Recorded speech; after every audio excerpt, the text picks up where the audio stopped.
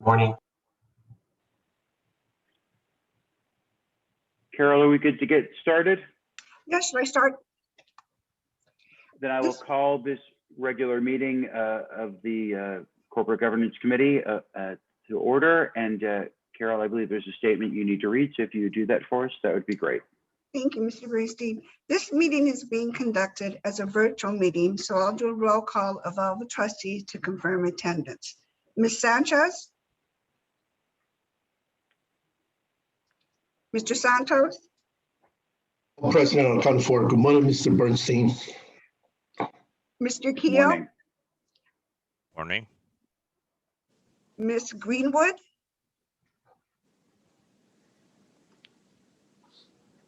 Mr. Knox? Mr. Green? Here. Mr. Oakham? Here. Mr. Kelly? Present. Staff participating in today's meeting include Senior Investment Officer Scott Drazel, Investment Officer Dale Johnson, guest speaker Rick Fleming from the SEC, Office of the Investor Advocate. Trustees, if you have a comment or questions on any item, please use the Zoom chat option to be placed in the queue. At this time, we ask all meeting participants to mute their mics until you are ready to speak. And now, Chair Bernstein, we may proceed with the agenda. Thank you very much, Carol. Appreciate that. Because we have the good fortune of having Mr. Fleming from the SEC and to take best advantage of his time, if there's no objection, I'm going to ask that we make a slight adjustment to the agenda, that we take item 5A, his educational speaking, ahead of item 4, but we'll keep all the items. We'll just flip the order, and if there's no objection, I'll make that change. Hearing no objection, we are on to item 2, approval of the minutes of the regular committee meeting of October 14th, 2020. So move. Thank you, Second. Mr. Santos, and seconded by Mr. Kehoe. Carol, would you take the roll call, please? Yes. Mr. Santos? Aye. Ms. Sanchez? Mr. Keough? Aye. And Ms. Greenwood? Pardon me, I heard something. Ms. Sanchez, are you there? The motion carries unanimously. Carol, I don't think you took my vote, and if I'm Oh, right, I'm sorry, please, Mr. Bernstein. please record me as an aye as well. All right, thank you. Thank you. Do we have any public comment slips? No, we do not. Great, good. Then we can get on to the content, and I'm really looking forward to this. We're on item 5A, out of order. We do have an educational speaker regarding investor rights and regulatory developments. And I've asked Scott Drazel from our staff to help introduce Mr. Fleming, who will be making comments and then taking questions. Great. Thank you, Mr. Chair, and good morning, trustees. We're pleased to be joined this morning by Rick Fleming, who occupies the SEC's Office of the Investor Advocate. By way of background, the Investor Advocate Office was created by the Dodd-Frank Wall Street Reform and Consumer Protection Act. Dodd-Frank was signed into law in 2010 in the wake of the great financial crisis and introduced a variety of measures related to investor rights and market reforms. The Investor Advocate Office is charged with providing a voice at the SEC for investors, including recommending changes to regulations, as well as analyzing the potential impact on investors of proposed regulatory reforms. It's notable that the office acts with a degree of independence, including annually reporting to Congress on top priorities for investor rights and financial market regulations. Mr. Fleming is the first person to serve in the position of the Investor Advocate. He joined with deep experience as a state securities regulator, as well as working with the North American Securities Administrators Association. So we're pleased, a decade after Dodd-Frank, to have Mr. Fleming this morning to provide some of his perspectives on the state of investor rights and market integrity, including recent regulatory developments by the Commission, as well as his views on upcoming priorities of what we might anticipate for the incoming Commission. We've asked him to provide some initial remarks in the virtual format this morning along those lines, perhaps 15, 20 minutes. And we're pleased that Mr. Fleming has graciously agreed to be available for some Q&A and dialogue with the committee afterwards. So with that, Mr. Fleming, thank you for joining us this morning, and I will turn the mic over to you. Thank you, Scott, and thanks to all of you for the invitation to visit with you today. I was scheduled to come out to LA last year, right? Well, in March, as I recall, and I think you were my first event to get scrubbed in light of the shutdown. So it's good to be back with you again, even if we have to do it virtually.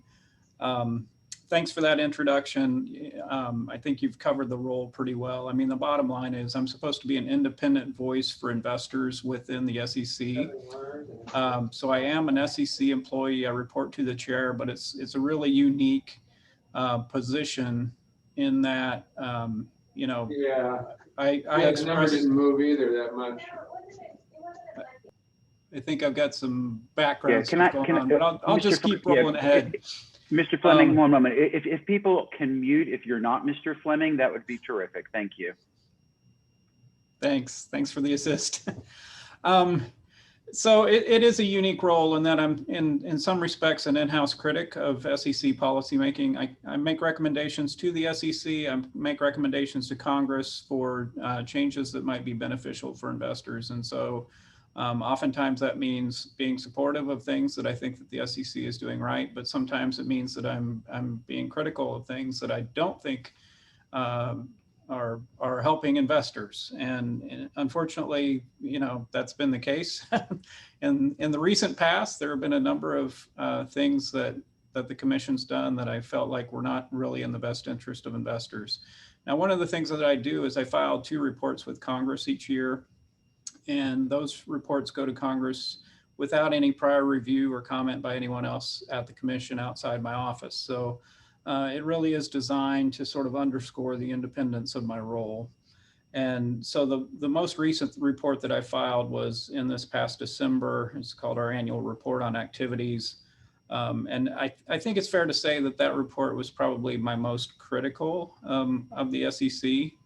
But again, I think it reflects the things that I expressed there. I would argue express sort of the mainstream and views of the investor community in evaluating the actions of the commission in the recent year or past couple of years.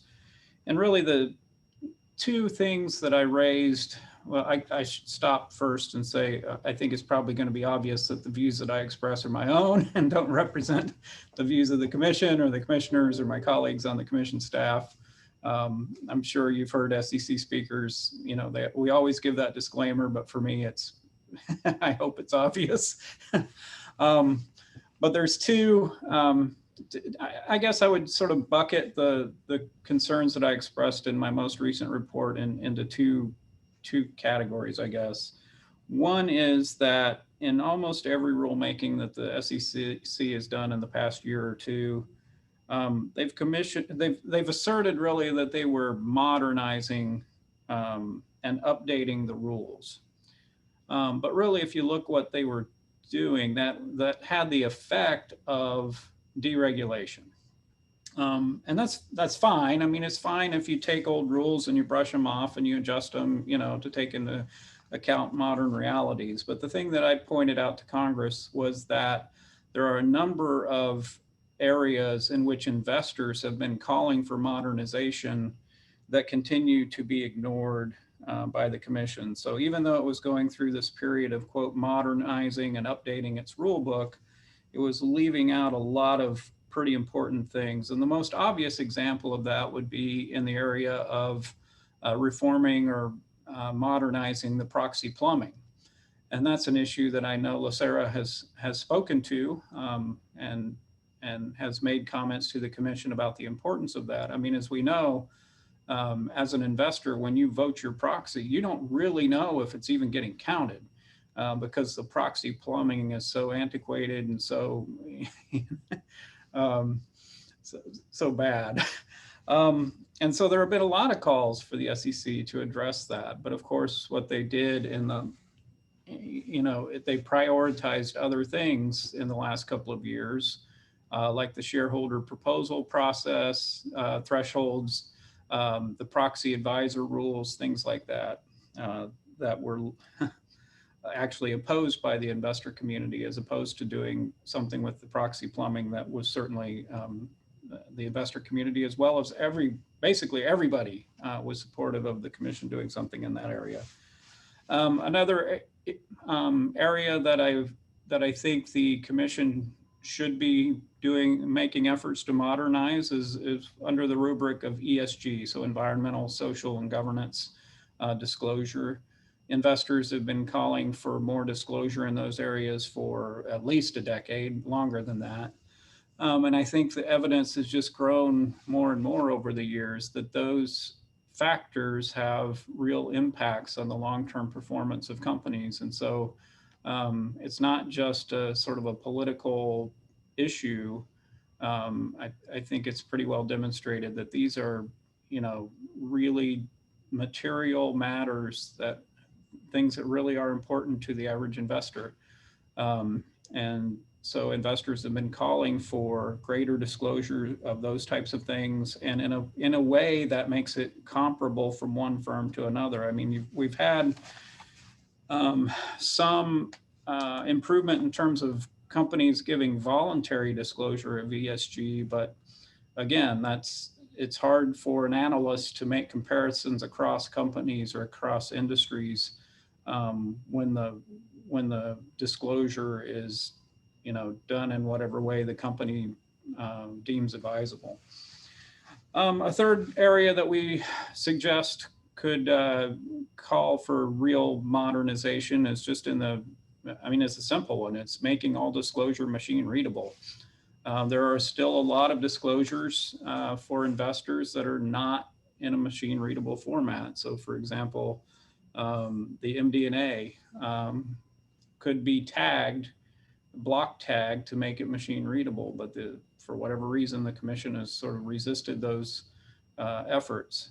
Another simple thing would be to require companies to use a common identifier, something like the legal entity identifier. I mean, obviously companies have, various ways that their name might be displayed. And it might be hard to sort of sync up if you're doing research in the SEC's Edgar system, and then you want to go over and you want to check out oil and gas records or property records and things like that. It might be difficult to figure out, okay, am I finding the exact right company that I'm doing all this research on? And so having a common entity identifier would make it easier to sort of automate those processes and allow investors to sort of pull from different data sources. So those are some things, and just a few examples of areas that I think really call for modernization that were sort of left on the table in the last couple of years. Our second sort of general, I guess, complaint, for lack of a better word, has to do with the economic analysis in recent SEC rulemakings. And just to be candid, I mean, it seems to me, and I think to a lot of sort of objective observers, that the economic analysis and some of the rulemakings seem designed to support a predetermined policy outcome. And I think the clearest example of that, at least for me, was in the rulemaking around the Rule 14A8, the shareholder proposal thresholds. So the SEC adjusted those thresholds upwards, meaning that fewer investors would now be eligible to file shareholder proposals. There are a number of things we could talk about in that rulemaking. I'll just point out a couple of things. One is, part of the justification for raising those thresholds was that the thresholds were established back in the 80s, I think it was. And so the SEC thought that those thresholds ought to be adjusted for inflation. Well, that's fine, and that makes sense generally speaking, but usually what happens is that there's a threshold that's established, a dollar threshold. In this case, it was that investors had to have $2,000 worth of a company's shares and hold it for a year in order to be eligible to file a shareholder proposal.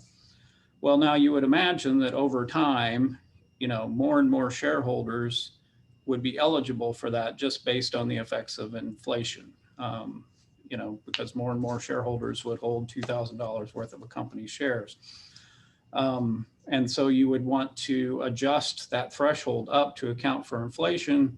And the basic idea would be that you would sort of bring that number of eligible shareholders back down to sort of whatever that number was when that eligibility threshold was originally established. That's typically why you would adjust for inflation, is because the original threshold has lost its meaning given the impacts of inflation. But what we see here in this particular rule is that even though the rule hadn't been adjusted for inflation since the 80s, the number of shareholder proposals that get filed has actually gone down. And so there really wasn't a justification for using an inflation adjuster in this particular case, because, you know, it wasn't leading to more shareholder proposals being filed than sort of what was originally envisioned. Even beyond that, though, typically when you do an inflation adjuster, you use the CPI or some other, you know, common inflation adjuster. In this case, the commission looked at the growth of the markets over time. And obviously the markets have grown way more than the rate of the CPI since the 1980s, which gave them a much larger inflation adjuster that they could apply in this case. Okay, well, maybe that makes sense, but I guess I would query then, what about other thresholds that we have on the securities laws that are designed for investor protection? So take, for example, the accredited investor definition. Since the 1980s, an investor that has $1 million in net worth qualifies as an accredited investor. Well, today, $1 million in net worth is a lot less than $1 million in net worth in 1982.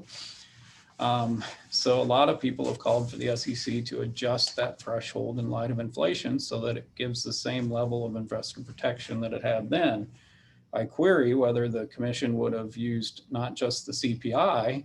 I mean, they refused to even use the CPI, much less this much larger inflation adjuster of the growth of the markets since 1982. So I just see the inconsistency in the approach when it comes to, you know, deregulatory things as opposed to investor protection rulemakings.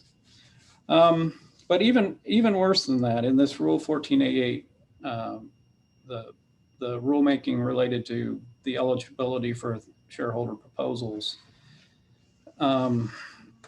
essentially what the commission did was I think it's pretty obvious from the record that they tried to hide the answer to what to me is the most obvious question that you should be looking at in the economic analysis in that rulemaking. So this, again, it's a rulemaking that has to do with the eligibility thresholds for a shareholder to be able to file a shareholder proposal. And so the most obvious question to me that the economic analysis ought to ask is, all right, how many shareholders are eligible to file a shareholder proposal under the existing or the current rule? And how does that compare to how many shareholders will lose eligibility under these heightened thresholds? But the commission didn't answer that question until very late in the process. There was actually a staff analysis that they had done that showed that 1/2 to 3/4 of shareholders would lose eligibility under the revised thresholds that had been proposed.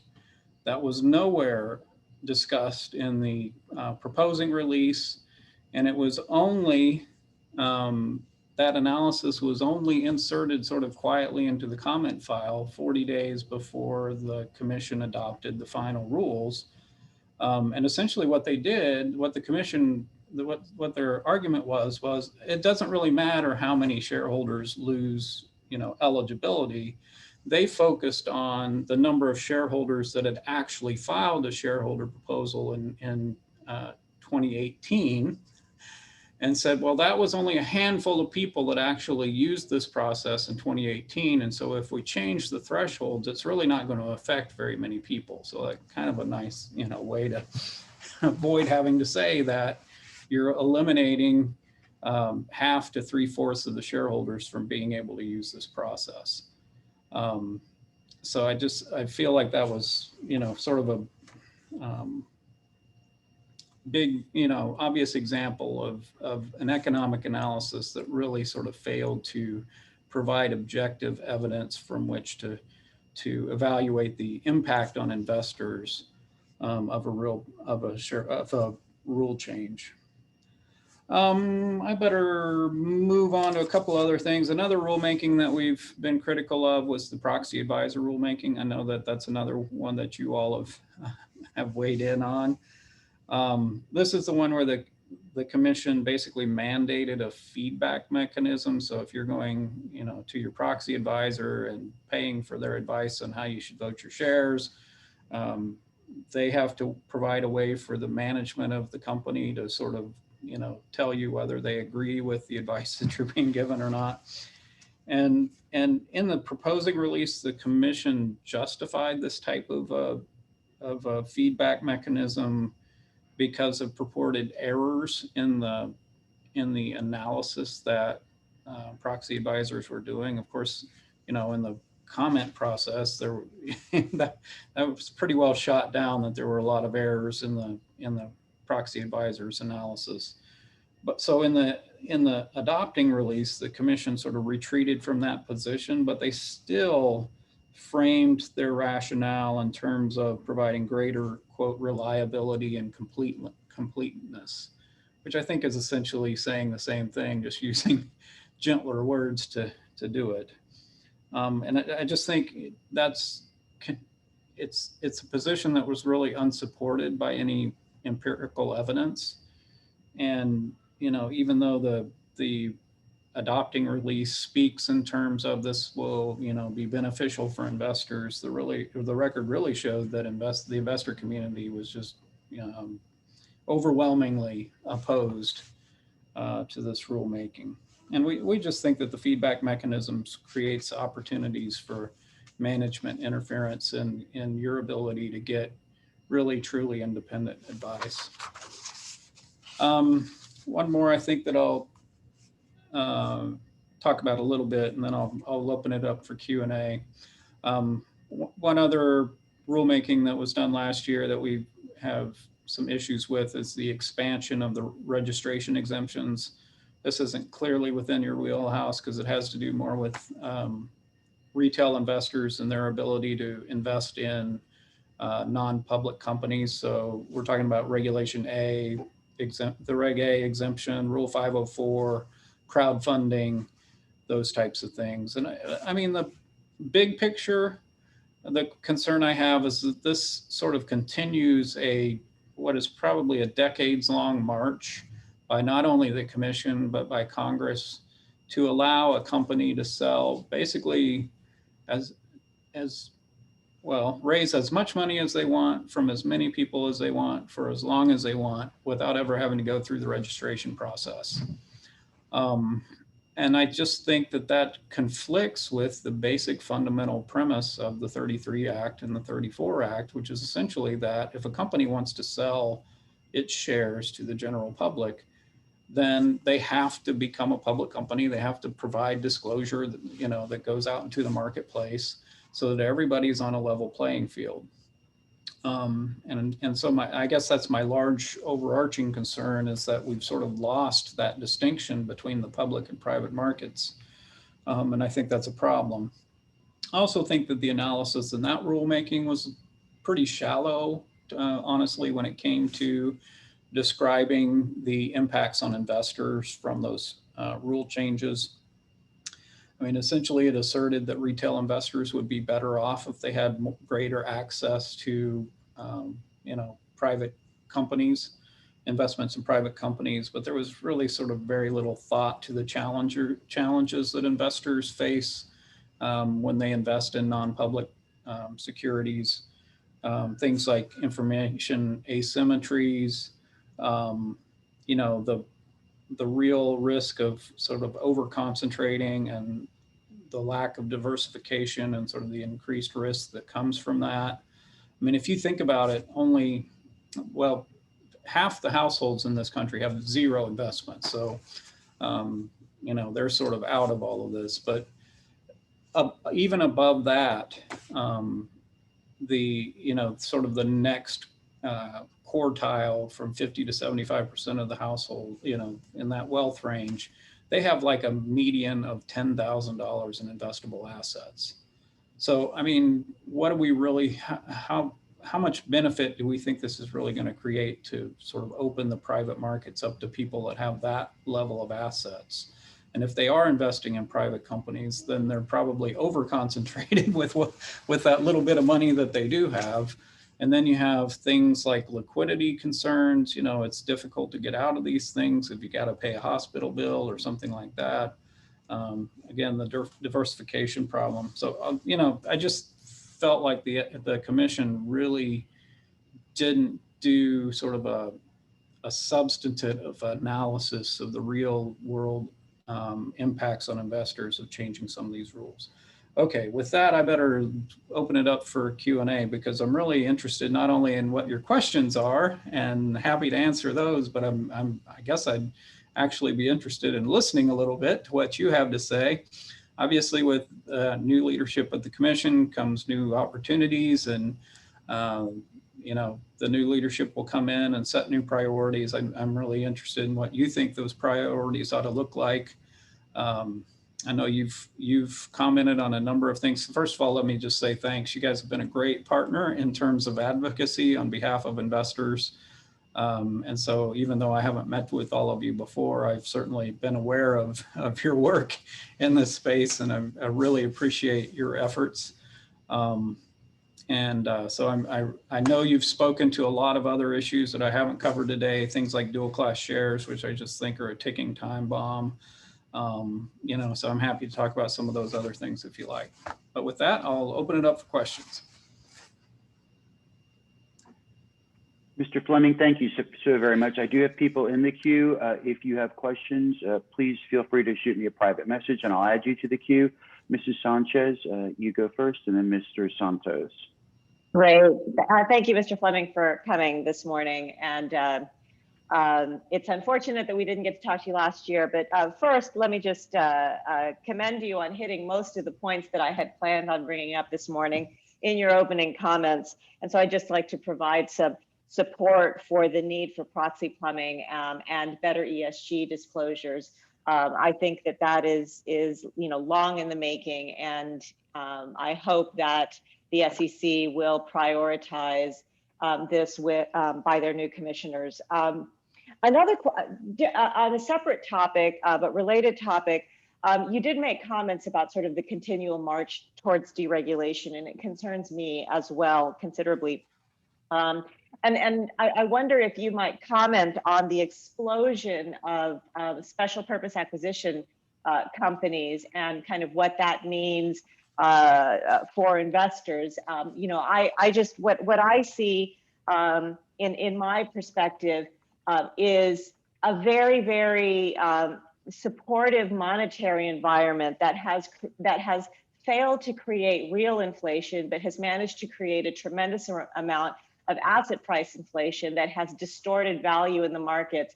And where I look for evidence of this is growth of investments into SPACs, growth of investments into Bitcoin, which are effectively worth what someone last paid you with no intrinsic value, and other really, really kind of far riskier segments of the market, like double BCLO growth. And so you can see that there has just been that the let's call it the valuation, the price discovery apparatus, or even just the supply of money that's being pushed into the price discovery mechanism is distorting that price discovery mechanism. And so I wonder if you can comment on that. And then also, while you're commenting, one of the elements that I think caught many people off guard was this Wall Street Bets subreddit, which effectively adds up to a digital investment club. But from the looks of it, from my perspective, looked more like a digital boiler room and something that was an incredible price manipulation that if you know how to do that, you can make a lot of money off of very unsuspecting people. And the whole point of boiler rooms being illegal is that they fail to, adhere to sort of the price discovery mechanism. Your mission is to protect investors, maintain fair and orderly markets and efficient markets, and facilitate capital formation. And yet these digital boiler rooms, if they continue to get to grow in size, can actually have really deleterious effects on the price discovery mechanism, and worse yet, take money from people who cannot afford to lose it. And so I wonder, at modernization is always something that is very difficult with government entities, because the apparatus for rulemaking takes much longer than innovation does. And so, I think that right now the government has a whole lot of issues around this digital age, starting with, Section 203 of the Section 230, sorry, of the, Communications Decency Act. But here we're dealing with a digital phenomenon that's now making its way into the price discovery mechanism. And it is going to require certainly some real thought as to how to handle it. And that just, and never mind what's happening with the sort of growth of the shadow banking system in the form of digital banks. And that's kind of more of a Fed question. But I feel like the worlds of the Fed and the SEC are colliding in terms of this distortion effect that's happening on the market. So I'm sorry, that's a longer ramble than I expected, but those are my questions really around kind of SPACs and other instruments like that I think are, that are evidence of excessive money, and this digital boiler room phenomenon, and how the SEC, is even going to handle that. So thanks. That's good. And so a lot to unpack there. Let me go back to sort of your initial comment, which was, I hope, essentially that you hope that the SEC will really focus on proxy plumbing and ESG. I think early signs are positive. So John Coates has been named as the director of the Division of Corporation Finance.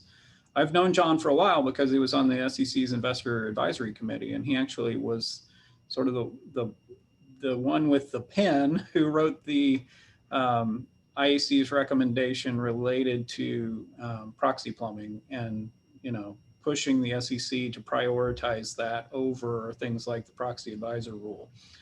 So I know John has given a lot of thought to that topic, and I suspect that he will give it a very high priority.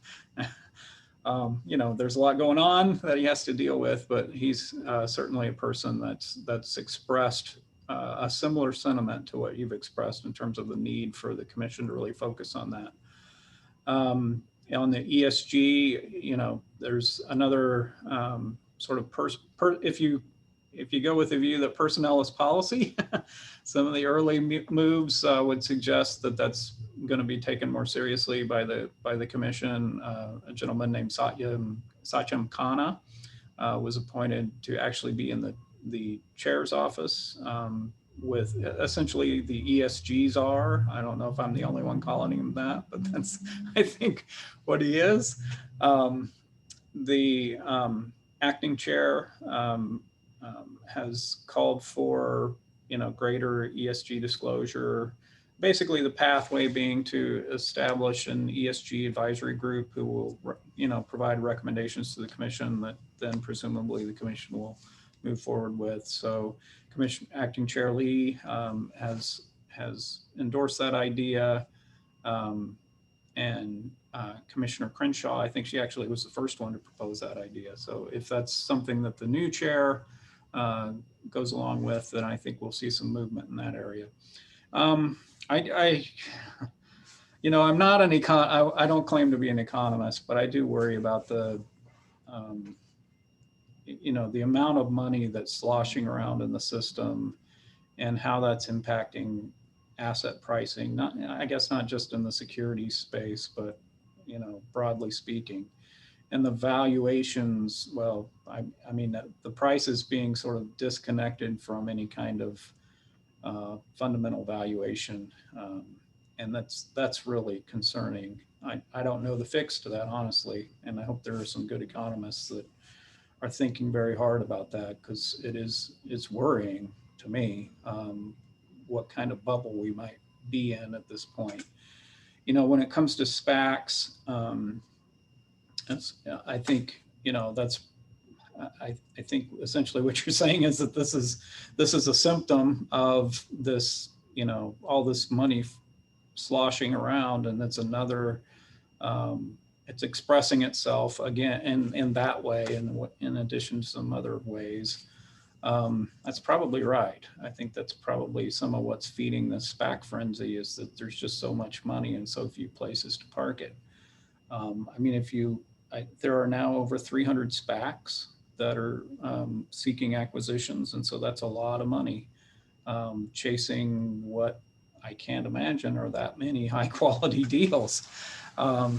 So it's a pretty high risk situation, and and then there are things around just the SPACs, the way they're formed.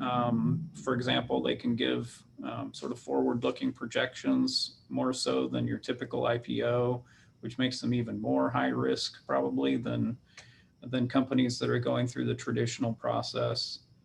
I worry about the fact that the sponsors are likely to make money even if the deal isn't great. So there's a misalignment of incentives between the sponsors and the investors. I think there's also actually misalignment between different investors. So I'm told, I don't know, I'm not an expert on SPACs, but I'm told that some investors get better terms than others. And I think it's becoming clear that the short-term investors, the ones that get in and out pretty quickly before the acquisition, do pretty well, and they're essentially being subsidized by the longer-term investors. There's huge dilution that happens at the point of the acquisition. So your ability to profit, if you've basically gotten in early and are holding on long-term, it's really difficult. So my understanding is that not all that many people actually stay through the acquisition. So they sort of get out and make their money, and then it's the new people coming in that sort of bear the higher risk. So there's a lot there for the SEC to be thinking about. The Investor Advisory Committee is actually planning to hold a panel on SPACs at their next meeting. So they'll have people coming in to talk about this, people that know a lot more than I do. That meeting's in March, I forget the exact date. But they'll have a panel to begin exploring this. And I think it's something that's really on the radar of all the commissioners and all the senior people at the SEC, just this explosion in the number of SPACs and what that means for investors, what that means for the overall markets and market integrity. Man, and then you talk about, you just threw in all the hot topics.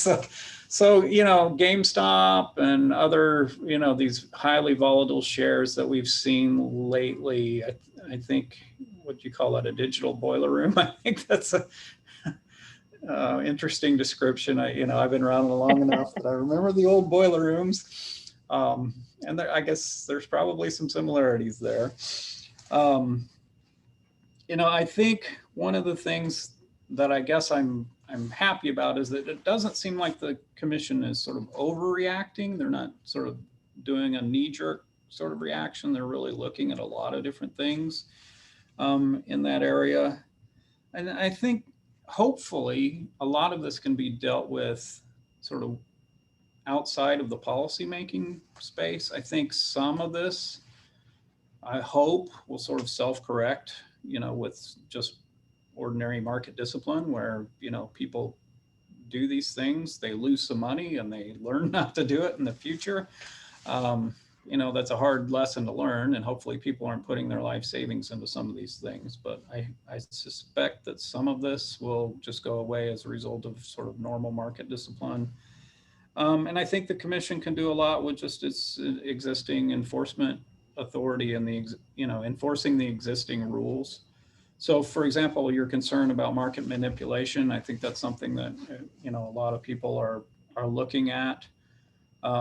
it may be hard in this context to establish that case. I mean, and I don't have any inside information into sort of what the commission's doing over on the enforcement arm. So don't, read anything into what I'm saying as far as, what the SEC is doing. But, it's going to be difficult if, I mean, typically what you look for in a market manipulation case is somebody that's, being paid to tout or that sort of thing. And it's, we may not find that sort of thing, but on the other hand, we might. I suspect there's a lot more, for example, I suspect, and again, I don't know, but I suspect there's a lot more institutional money that was going into this and supporting these price moves than maybe the press reports would suggest.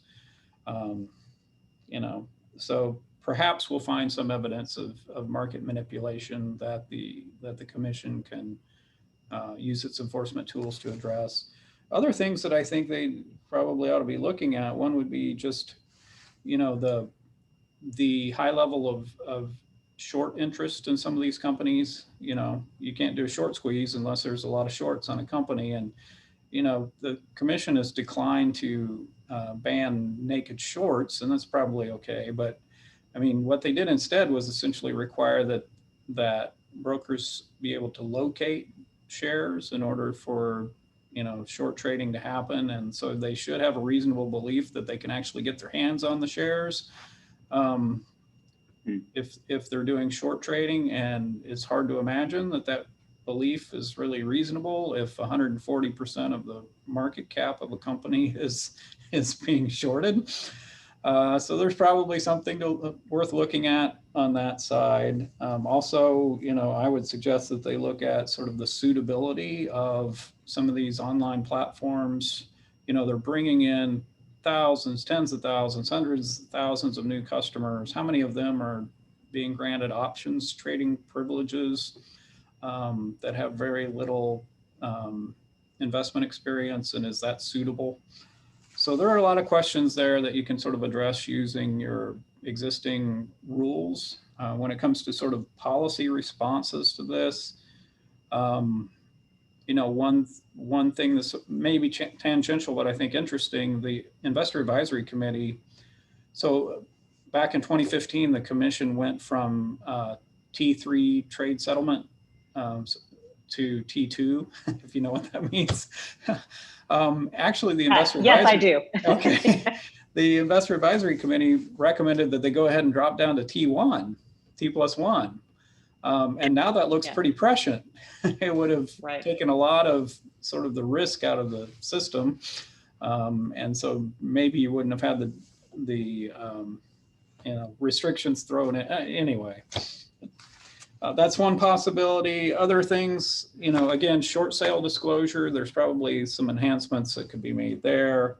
Maybe some guidance, if nothing else, around the use of social media to sort of tout your recommendations, even if you're not being compensated for those recommendations. I don't know. I mean, that gets into some dicey First Amendment stuff, but anyway, just some thoughts. Yeah, I mean, I guess if I could just kind of give you one thought maybe to take back with you is that price discovery is very important to large institutions like ours. And so it is important that the markets are orderly. Otherwise, we have trouble with our own portfolio valuation, et cetera. And so that's why this is important. And if you kind of look at, and the comment that you made about this march towards deregulation, this is one thing that there's really no real rulemaking around, these sorts of, let's call them just investment clubs, right? This is the digital investment club on steroids. Who can give advice? Who can get together? How is this different from a broker dealer?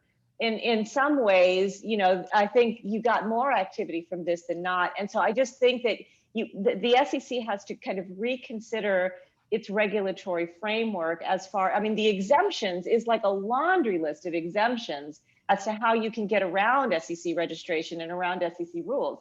And that, I think, is the number of loopholes needs to be closed, maybe similar to our tax code. But, there's just, I think that this is an interesting loophole that that I don't think will go away from discipline, because normally discipline happens with a small group of people. Once you get into the digital realm, you literally get into billions of people very quickly. And so you can take advantage of more and more unsuspecting people, because it is literally unlimited. The amount of sheep you can bring to slaughter is unlimited, and a lot of retail money will be lost. And in the meantime, our pricing mechanism will be broken. Well said. Well said. Thank you. All right, thank you very much. Mr. Santos. Yes, good morning, Mr. Fleming, and thank you very much for your presentation here today, and thank you for all the work you do on behalf of the investors community. My question goes more to corporate political contributions and the disclosure. The way it stands right now is that they are required to, and correct me if I'm wrong, they are required to disclose the political contribution that they make directly to a particular politician, but there's no requirement for disclosure to the 501c3 entities. And that, to me, as an investor, as an individual that have a fiduciary duty to almost 170,000 beneficiaries, members and beneficiaries, is concerning to me because of what happened on January 6th. I'm an immigrant, and I came to this country because of democracy and the stability of the government. And typically when we evaluate investments here in emerging markets, we are very concerned with geopolitical risk. And now, in my view, the same diligence needs to apply to the United States because of what happened. And I was wondering what's the appetite at the commission, and whether or not that will be one of your priorities with the new leadership coming in with regards to enacting rules that will require firms to disclose the political contributions to the 501c3 entities. That's a good question, and it's a really important topic. I think couple of things that sort of addressed there. One is, well, first of all, obviously I'm sort of speculating about what might be prioritized by the new leadership of the commission, so I can only speak to what I think they ought to prioritize, I guess. But when it comes to political spending disclosure, one of the challenges for the commission in the last several years is that Congress itself has blocked the commission from doing rulemaking in that area as part of the budget process. So when they've passed budgets for the SEC, they've included riders that have actually prohibited the commission from spending any money to adopt rules to require greater disclosure of political spending. So you can kind of see what we're up against and the environment that we're dealing with when it comes to this particular issue. Now that may change with the new Congress, and it's a little different environment now, I suspect, than it used to be, but I don't know. I mean, we'll see whether that kind of rider or that kind of prohibition comes off of our appropriations bill. Assuming it does, I mean, this is still a topic that has, it's highly politicized, so it's, very charged, and, a lot of controversy around it. So to me, it would make sense for that to be addressed under sort of this broader discussion of ESG disclosure in general, instead of sort of picking that one thing out and sort of trying to deal with it on its own. It's just going to attract so much attention and so much controversy. But I think it only makes sense for that to be one piece of this larger discussion about ESG disclosure. Because, there are a number of these types of matters that are, in my view, clearly material to investors. To me, it seems obvious that a a company's political activities could very directly impact their bottom line. I mean, if you're supporting a candidate and that candidate does something squirrely and everybody gets mad, and there's just, especially with our sort of our polarized environment that we have now, and this is not a partisan thing either. I mean, either side, supporting either side can get a company into a lot of hot water, and affect, their customer base and their ability to sell their products and things like that. So to me, it's pretty material, pretty obviously material. But there are a lot of issues like that that to me seem obviously material to a reasonable investor, that have to do with things like climate change and diversity of board members and things like that. And so dealing with them as sort of in a comprehensive way, I think is probably the wiser choice as opposed to dealing with each of them individually. Thank you very much. Mr. Oakham, I have you next. Yeah, thank you, Mr. Fleming. I don't understand Bitcoin at all, and I don't know what controls the SEC has over Bitcoin. Obviously, Elon Musk made a $1.5 billion investment, and Bitcoin just goes, I think yesterday it was at 46,000 or 48,000. Can you talk a little bit about Bitcoin and the controls the SEC has on it, and how they're going to make sure people don't get wrapped up in Bitcoin and lose a lot of money? Yeah, so I think technically Bitcoin would fall more on the commodity side. So it's a CFTC. It would be more under the jurisdiction of the CFTC than under the SEC, because technically it's, I think most people wouldn't consider it to be a security. There are things, though, that involve digital assets that are securities, and the SEC has done a lot in that space to deal with. I mean, we've taken a lot of enforcement actions involving things called ICOs, initial coin offerings. So this is essentially you're purchasing the right to some digital coin, and basically what it looks like is you're providing capital to a company so that it can get up and running. And then what you're getting is not a stock, but it might as well be. It's something that, can increase in value over time based on the success of the company. So this little coin thing that you're getting has value. And so it really is just an investment, in the company. So that type of thing, the SEC does have jurisdiction over, has taken a number of enforcement actions for failure to register those offerings and all kinds of, fraud associated with some of those offerings. But when it comes to just pure Bitcoin, I mean, theoretically, it's very much like gold. I mean, it's just a thing that has whatever value people ascribe to it. But it's more of a commodity than a security. So there's, the commission's pretty limited in what it can do in that particular space. What do you think the future will be? I mean, I think Musk did what he did and he's saying that people will be able to buy cars with Bitcoin. So where is that going, from a currency standpoint? And how does the SEC look at that, we're going to be trading, this commodity, if you call it a commodity, for goods? And how's that going to work in the future, do you think? Yeah, so that's an interesting question. I mean, my office, we have a research arm where we do investor research, and we've actually done it's not really ready for prime time yet, but we've done some like focus group work around investors' interest in digital assets and whether that interest is really investment based and wanting a return, essentially a return on their investment, or whether it's they're buying these digital assets in order to use them as currency.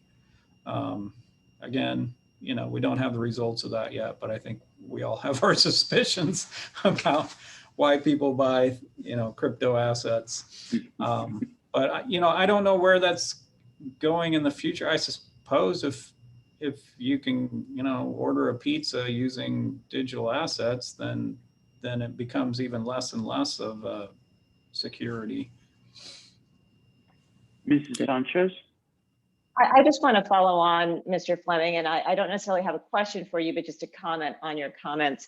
The problem with these digital assets, and getting back to innovation moving faster than the government can create rules to accommodate these innovations, these digital assets seem to be shapeshifters in many ways, and manage to, in some ways, avoid regulation by simply going from being a commodity and an FTC asset one day to a Coinbase and a security the next day to a currency. And so you're literally going from the FTC to the SEC to the comptroller of the currency, trying to figure out whose job it is to deal with this. And I think that this actually has to be a cross-institutional effort at understanding these digital assets and this sort of, let's call it this digital banking community that is forming, this digital investment community that is forming, that in some ways doesn't fit in the structure of our current rulemaking. And I think that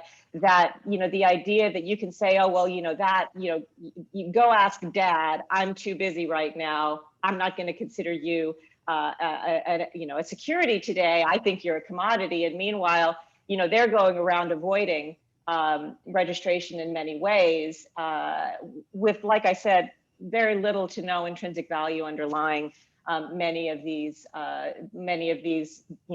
let's call them tokens, digital tokens.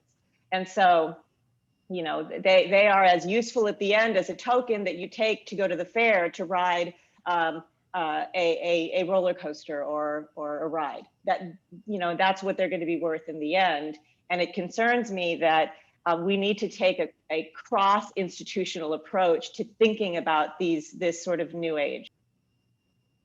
Yeah, I think that's a fair observation. I would give the SEC props for how quickly it jumped on the ICOs. So when things were clearly in the security space, I think they did a good job of dealing with that. Also, when it comes to, funds that invest in digital assets, I think the commission's had a pretty thoughtful approach to, having, if you want, they didn't just allow people to just slap together some fund and sell it to retail investors.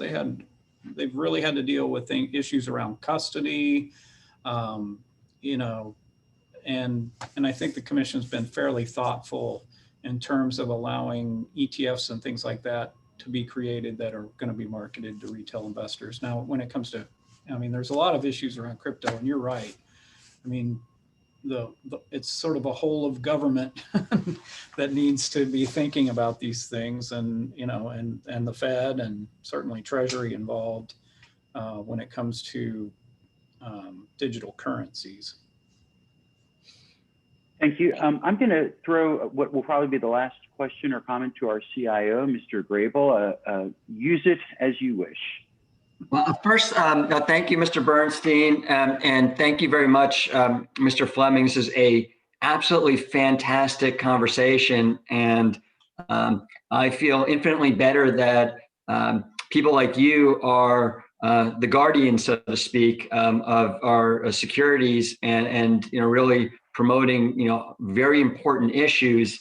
I feel like I'm letting everyone down because Ms. Sanchez and I had kind of a mind meld, I guess, because that was really my question was, how do we coordinate between the alphabet soup of different organizations at the federal level, and then you combine that at the state level and the local level, such that on one hand, it doesn't become a turf battle, and on the other, things don't fall through the cracks. And it obviously is challenging, but I think you started to answer it, and you did answer it, but I think that is the right question and a really important one for our times. Because they're in a digital era, once again, towards Ms. Sanchez's point, the nature and profile of investments, securities, currencies are changing.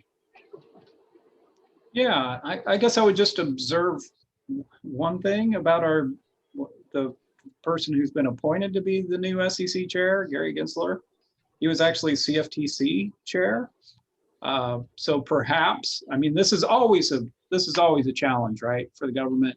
You've got different agencies doing different things. They're all busy. It's hard to coordinate and sort of make sure things aren't falling through those gaps. In this particular instance, if Mr. Gensler is confirmed, he will have been CFTC chair and now SEC chair. So I'm sure there will be a lot more synchronization between our efforts and the efforts of the CFTC, at least. Now, obviously, some of these issues go well beyond just our two agencies, but I guess there's something to be hopeful about there.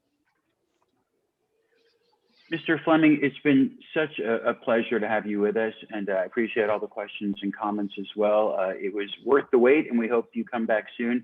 Do you have any final thoughts that you would like to share with us, or can we just thank you very much for your time? Well, let me just reiterate my thanks to you all for being such good advocates for investors. Again, there's just a handful of entities that are sort of active in this battle sometimes, and you all have been right in there on some of these really important issues. And so I appreciate you guys devoting the resources that it takes to stay engaged, to track SEC rulemakings, and to weigh in from time to time on some of these issues.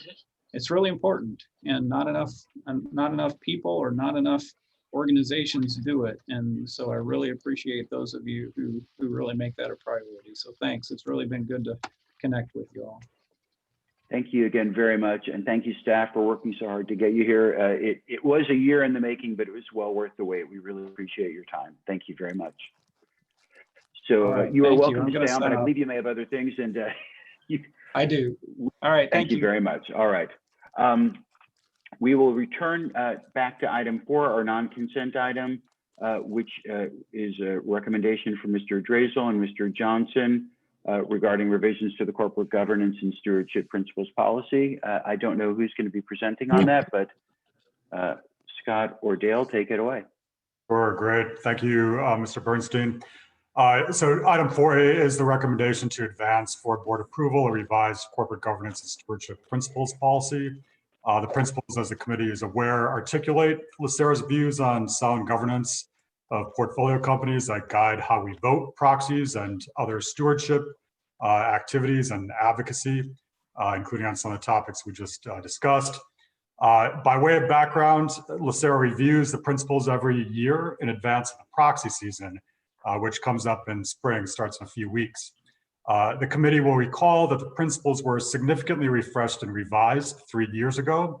The policy is now intended to be a straightforward, publicly accessible articulation of LACERA's positions so that portfolio companies, LACERA members, and the broader public have a relatively succinct view of LACERA's positions. I'll highlight 3 topics in what's been put forward before the committee. The first is on the recommended modification to language on corporate board composition and diversity. The second is on adding disability status more affirmatively into the board diversity language based on some recent feedback. And the third on the policy's position on corporate political spending in the face of some of the questions that we've received lately from trustees. So on that first topic, we're recommending a modification to language about board composition that's intended to further strengthen how LACERA votes where there's a lack of credible track record of inclusion in board nominating practices. As highlighted in the staff memo on page 2, LACERA's principles take a strong position that corporate boards should be comprised of highly talented directors who bring to the board a right mix of skills, professional backgrounds, and competencies to oversee corporate strategy and risk on behalf of us as investors. B, that boards cast a wide net to find suitable directors that fit those skill profiles, inclusive of, and as the language highlights, but not limited to, gender diversity, race, ethnicity, and the LGBTQ community. And lastly, that boards should define how they consider diversity in their governing policies and disclose to investors how nominated directors reflect relevant and diverse mix of skills and backgrounds. So we introduced language 2 years ago stating that LACERA expects to see a credible track record of inclusivity, including but not limited to gender diversity. This language paved the way such that where disclosures do not reveal a credible track record of gender inclusion, LACERA votes against certain directors. That specific reference to gender at the time was driven by companies generally disclosing adequate information for us to discern the gender composition of boards, whereas other diversity attributes are often more sparse. However, market disclosure practices are improving, and LACERA has continued an active engagement initiative on board diversity, which is inclusive of multiple dimensions of diversity, such as LGBTQ and race and ethnicity. So we're recommending the modification of the language to more affirmatively reflect that broader definition and dimensions of diversity that are already in the preceding paragraphs. The impact on the voting policy or on actual voting would expand LACERA's votes against certain boards if adequate information is available for us to confirm that there's a lack of inclusivity in recruitment practices. So concretely, we'd anticipate two impacts. One is our ongoing board diversity engagement initiative this year targeted 74 companies. As noted in the memo, several companies are making notable progress, including recent and anticipated new board appointments. However, others are not as responsive. So where companies have not been responsive or where dialogue indicates inadequate progress, we may vote against certain directors to escalate our encouragement of their efforts. Second is, as described in the memo, there's not a lot of market disclosure on dimensions of diversity beyond gender, but a number of market developments, including the California State Bill, the NASDAQ's proposed listing rules, we anticipate will provide clearer information going forward. So we want this language to help position us that as disclosures emerge, we'll be in a position to try to discern dimensions of diversity beyond just gender. In the coming year, as noted in the memo, we anticipated only a moderate impact on the actual support levels of directors. Second, and on a related note, we've received some feedback that the committee today might also consider affirmatively including disability status in the diversity attributes that are referenced in the board diversity definition. Staff is amenable to this suggestion. The principles are intended to encourage boards to cast a wide net for talent and reference a few examples that may not be exhaustive, but are relevant in various global markets. In our view, including disability status would be appropriate. And if the committee is amenable, we'd suggest adding that provision when we advance the policy for the board's consideration. On the third topic, I'd also like to take a moment to highlight the principles language and the position that LACERA has as adopted by the board on corporate political spending. We know that there have been some questions on this topic lately, so want to be proactive in highlighting what the position is. The memo's attachment contains the full text of the current principles policy. Page 10 of that attachment, which is page 24 of the full committee packet, you'll find LACERA's language on charitable and political spending. This language is long-standing, and it mirrors the standard and language set by the Council of Institutional Investors. By way of background, the language recognizes that companies might be directly or indirectly involved with a range of organizations and efforts to engage on legislative and regulatory measures that might relate to their business activities. Companies might give to political candidates. They're also commonly members of trade associations or employ lobbyists to track and engage public policy matters that affect their business strategies. This activity isn't unique to corporations. LACERA itself has several state and federal level lobbyists and is a member of various trade associations that engage with regulators and legislators on policy matters of import. However, political spending might also entail certain risks. There are legal compliance risks if companies run afoul of political spending laws. These tend to vary across markets and jurisdictions. They might relate to contribution limits, disclosure requirements, and other measures. So companies need to be mindful of being compliant. There are also reputational risks, which Mr. Fleming just highlighted. If a company gives to a cause or candidate that takes a position contrary to the corporation's views or creates headline risks. And there are also operational risks in that if corporate treasury monies are spent based on executives' personal preferences rather than corporate objectives. So the LACERA policy calls for 3 core components. One is that boards exercise oversight of all political spending to mitigate the associated risks. The second is that all spending be aligned with a clear business purpose. And the third is that all spending be disclosed. And that last piece is crucial. Although companies in the US generally must disclose the direct candidate giving, other forms of political spending are not required, such as trade associations or so-called social welfare organizations, 501c4. And even direct candidate expenditures can be difficult for investors to have a full view of without researching the various reporting requirements across various local, state, municipal, federal jurisdictions. I'll highlight that what the policy does not do is prescribe where or how corporate money is spent. As a measure of good governance, investors elect directors to oversee day-to-day matters in investors' interests and request disclosure to ascertain related risks and encourage accountability. So investors' push for clear board oversight and full transparency has been one of the most prevalent topics of shareholder resolutions in the last decade. We're currently tracking about 60 shareholder resolutions likely to come to a vote this year. LACERA actively votes in line with the principles that the board has adopted here for clear board oversight and disclosure.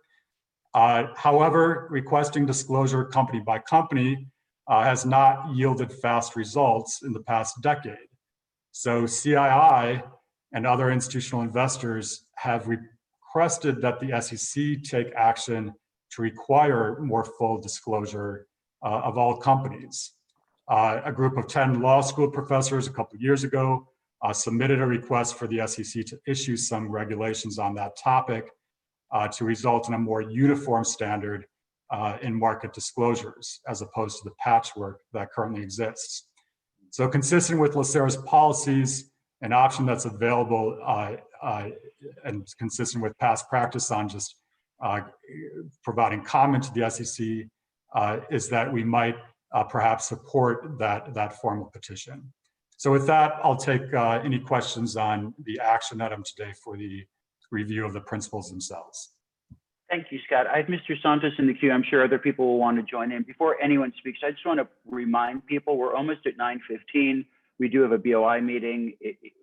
The hope had been to wrap up by 9:30. I don't know if that's realistic or not, but if people can make their comments but be aware of time, that would be appreciated. So that's for everybody. Mr. Santos, take it away. Thank you. I move approval of the amendments to the principles. And just one quick comment, if I may, Mr. Chair. One moment, Mr. Santos. Let's get a second for your motion, and then I'll welcome your comment. It's seconded by Mr. Sanchez. Oh. Well, actually, wait, may I make an addition to that if Mr. Santos is okay to accept the language regarding disability as well? Mr. Santos, does your motion include the suggestion for including disability?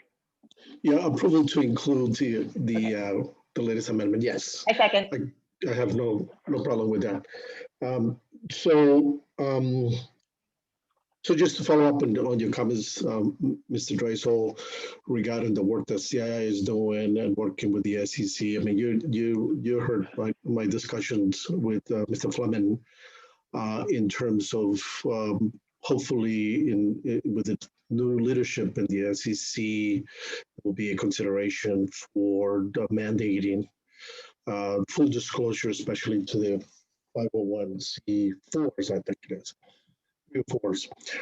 So under the policy, the way I read it, it gives authority for the staff to write a letter of support any efforts that CII and other institutional investors will be pursuing in this area, and just ask you to keep us informed as we move forward